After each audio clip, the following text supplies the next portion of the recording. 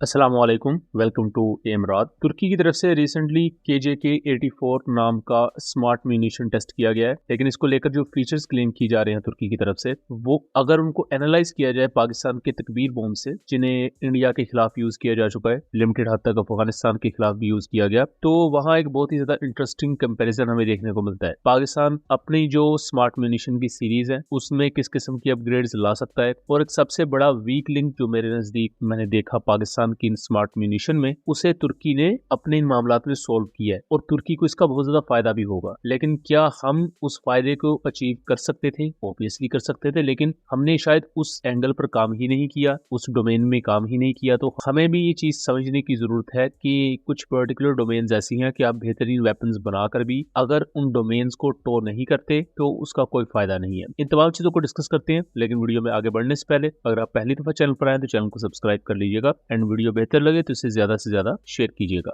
तुर्की की तरफ से अपने F-16 फाइटिंग फैल्कन एयरक्राफ्ट पर से KJ-84 स्मार्ट म्यूनिशन का टेस्ट किया गया है। ये बेसिकली MK-84 सीरीज का बॉम्ब है, डम बॉम्ब, जिसका वजन 1 टन के करीब है, यानी कि 2000 पाउंड। इस पर एक गाइडेंस किट को माउंट किया गया है जो कि एक क्रूज मिसाइल की तरह आपको 2 पर प्रोवाइड कर देती है ग्लाइड करने के लिए। KJ-84 की जो रेंज बताई जा रही है तुर्की की तरफ से वो 100 किलोमीटर है। अब MK-84 जैसे 2000 पाउंड बॉम्ब को 100 किलोमीटर तक गाइड करवाना या उसकी रेंज को 100 किलोमीटर तक एक्सटेंड करना बगैर कोई रॉकेट मोटर यूज किए हुए या बगैर कोई टर्बोफैन या टर्बोजेट इंजन यूज किए हुए, ये बहुत ही ज्यादा इंप्रेसिव चीज है। पाकिस्तानी साइड पर भी सेम इसी तरह के ग्लाइड बॉम्ब्स तैयार किए जाते हैं गिड्स की तरफ से, कसवा इंडस्ट्रीज की तरफ से, लेकिन अगर खास तौर पर गिड्स के तकबीर बॉम्ब की बात की है, जिसे रेंज एक्सटेंशन किट भी कहा जाता है, इस पर स्टैंडर्डाइज्ड या स्टैंडर्ड के लिहाज से ये ज्यादा यूज करती है MK-83 बॉम्ब्स को, जो कि 1000 पाउंड के हैं, यानी कि MK-84 से हाफ, और वहां पाकिस्तान को रेंज मिलती है 100 किलोमीटर से ज्यादा, कुछ सोर्सेज के मुताबिक 150 किलोमीटर। आपको इनफ फायर पावर मिलती है, आपको ज्यादा से ज्यादा आप मैक्सिमम रेंज अचीव कर सकते हैं, और इस बॉम्ब में मल्टीपल सीकर्स भी ऐड किए जा सकते हैं मेरी इंफॉर्मेशन के मुताबिक, और इसे लिमिटेड हद तक एंटी रेडिएशन रोल में, यानी कि एयर डिफेंस सिस्टम्स के खिलाफ इस्तेमाल किया जा सकता है। पाकिस्तान ने इन स्मार्ट म्यूनिशन को इवन इंडिया के खिलाफ इस्तेमाल भी किया हुआ है, लेकिन हार्डली कभी आपने देखा होगा कि पाकिस्तान ने इनकी कोई PR वीडियो जारी की हो, इंटरनेशनली कभी इन्हें सही तरीके से प्रेजेंट किया गया हो। इसके मुकाबले में आप टर्किश KJ-84 स्मार्ट म्यूनिशन को देखें तो फायर पावर के लिहाज से ये तकबीर से ज्यादा फायर पावर प्रोवाइड करता है, मींस इसका वॉरहेड ज्यादा है, ये ऑलमोस्ट डबल मैस के साथ आता है, लेकिन यह रेंज 100 किलोमीटर तक रिस्ट्रिक्टेड है। इवन पाकिस्तान की जो रेंज एक्सटेंशन किट है, अगर उसे MK-84 बॉम्ब पर लगाया जाए तो 100 किलोमीटर की रेंज वो प्रोवाइड नहीं करती, कम रेंज बनती है 70 किलोमीटर। लेकिन उस हिसाब से जो तुर्किया ने अपना न्यू वेपन टेस्ट किया है, इसको एक एज हासिल है कि ये मैक्सिमम आपको 100 किलोमीटर तक की रेंज देता है। इस मामले में पाकिस्तान को भी अपनी रेंज एक्सटेंशन किट को मॉडर्नाइज करने की जरूरत है। इस काम के लिए MOU साइन किए जा सकते हैं एसेलसान के साथ, जो कि टर्किश कंपनी है, और इसी ने ही इस इक्विपमेंट को बनाया भी है। ऐसी रेंज एक्सटेंशन किट्स बेसिकली एक सादा डम बॉम्ब को, जिसका एक बहुत बड़ा